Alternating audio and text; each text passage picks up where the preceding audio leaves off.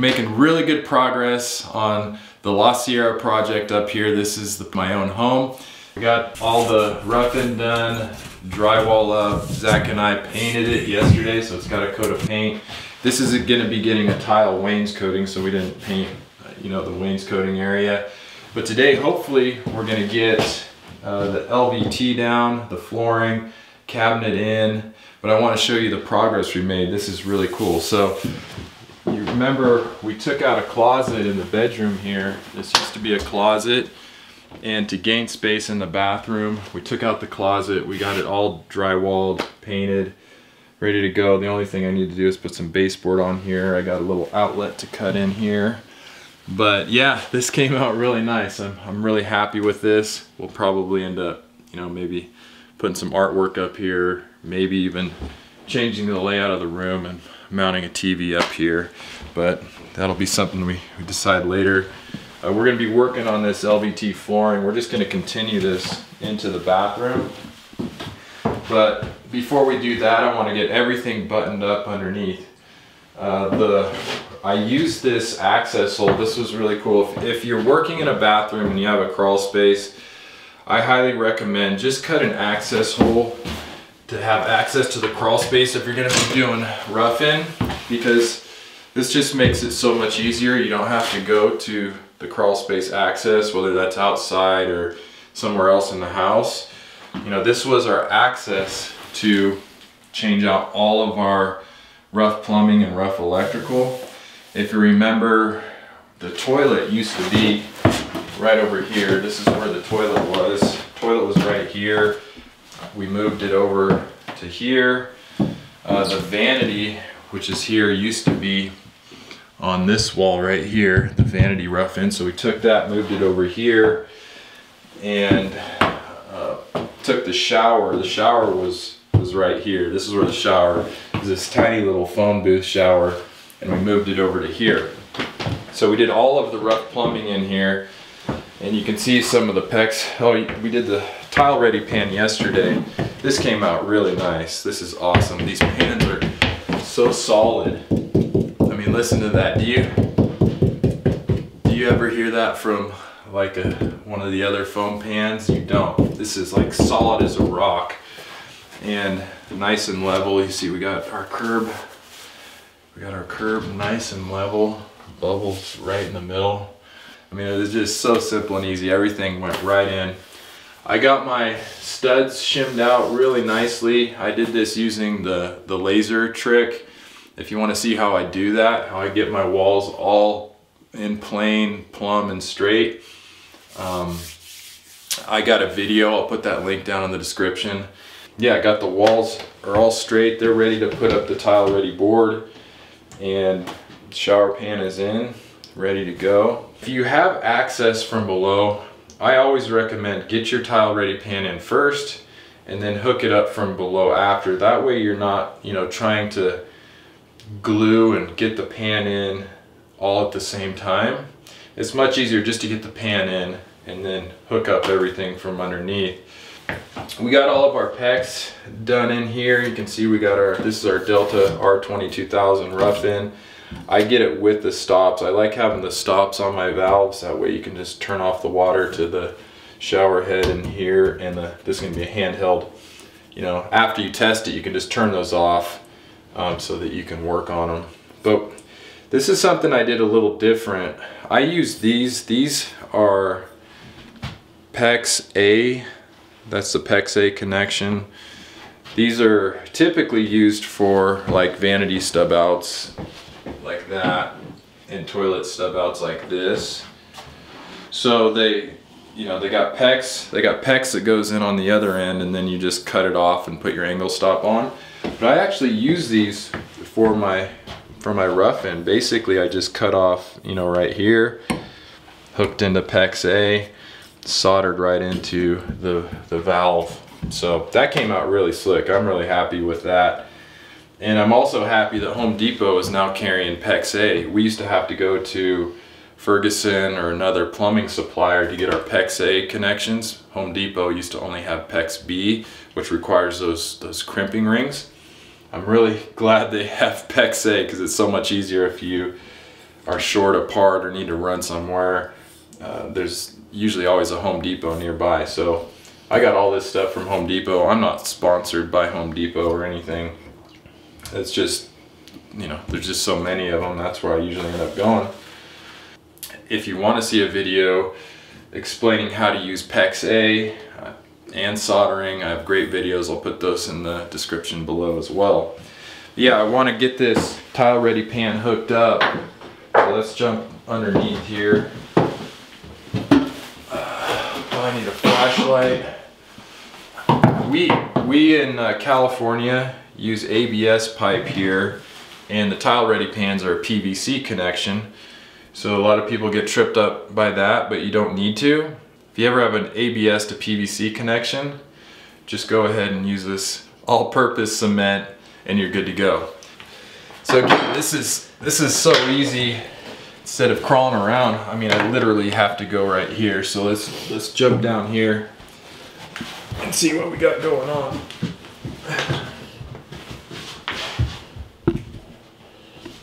Okay.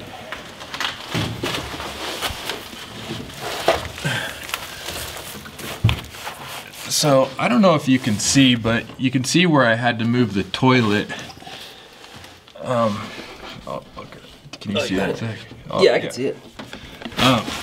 See, here's my new toilet, and basically I kind of lucked out because the 3-inch main line was right in line with where I needed to move the toilet. So I just cut in another 3x3Y, jumped the toilet up, and then I used a 3x3x2Y right here to jump up into the shower.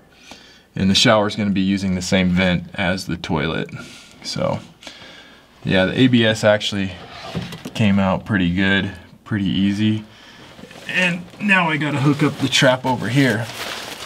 I also got this little camping mat that I used while I worked under here just to keep me from getting so dirty. So, you know. Okay, so we have our trap. So what I did when I did the other part of the rough in is I just got my line going to the shower drain here, left my trap loose so that I can hook it up just like this. So I'm just gonna dry fit it. And I'm gonna go up here. I'll see if this will work. These cutters are really nice too, to keep a nice clean cut. It's really hard on the 2-inch. Is it? Yeah. You may have to like set it down and rotate it. There we go. Takes a little elbow grease here.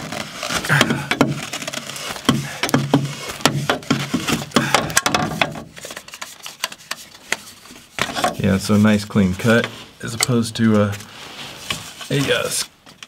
Sawzall or something. Okay, so this should go here, up into the tile ready pan.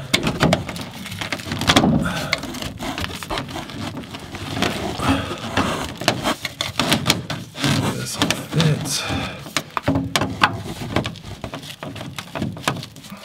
Yeah, that should be good. It's all good, glued. You want to make sure on your horizontal runs, like this horizontal run of ABS pipe, code says 1/4 inch per foot, and then up to 2-inch. Once you get up to a 3-inch line like this, code is an 1/8 inch per foot minimum. You can go more, but so I'm gonna go ahead. I think I got these in a good spot.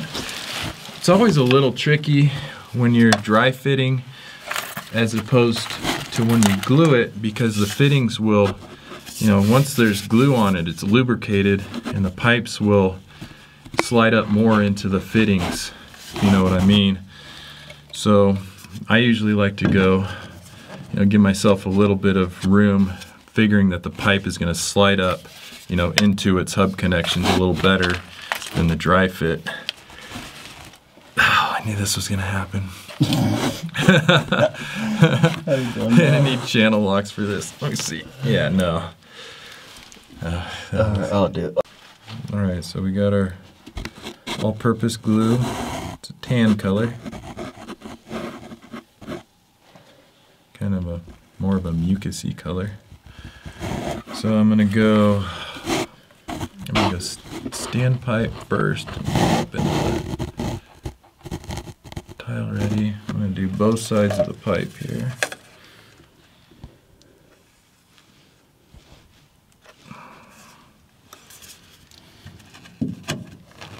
That does get a nice positive connection up there. Again, I like to do both sides, both the pipe and the hub with the cement. Might not be necessary, but I feel better about it. It's a non-pressure connection, so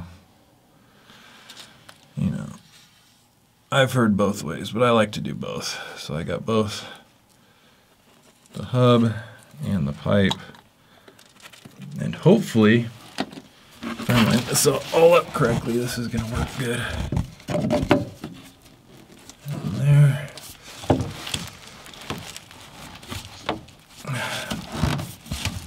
And I'm just going to hold it here.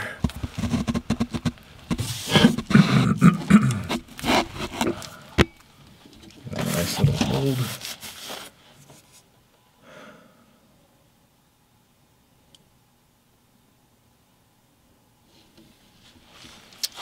And so since this pipe is, you know, I got some downward pressure here, I'm just holding it with my hand to let that glue set up a little bit, and it's good. It's feeling good right where it's at, so we're good there. So yeah, the tile ready pan is all hooked up. Shower was the last thing that we needed to hook up for the rough plumbing, so rough plumbing is done. So what are we going to jump on now, Zach? Oh, we can button up our access here and jump on the flooring. Cool. So anytime you're cutting a hole in the subfloor, you want to make sure that it's supported on all sides of the plywood subfloor. So this side right here is the tongue and groove. So that's going to be supported on this side. Have it like this. I also put a screw in here, just making it easier for us to lift up, because once I got it in there, instead of having to put a pry bar in there, I just put a little screw so I could pull it up every time we needed to get in here. So this is in here. Most of the time now they glue this tongue and groove, but it wasn't glued before, so I'm not going to glue it this time. Obviously it's supported here by the floor joists on either side. So when you do cut an access hole, try to cut it in the middle of the joist so that you're still supported on this side and this side. That way you don't have to put blocking in here.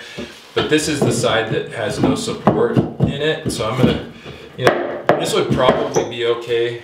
It's only 16 inches, but I'm gonna go ahead and put this block in here so that we have support on that side.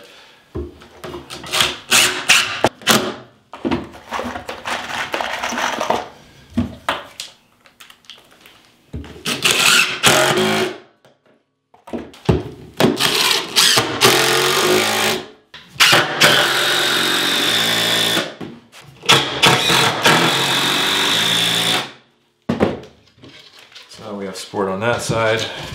Go back in. Yeah, so you want to screw both sides, both the old and the new. Get those fastened in. We're good. Solid.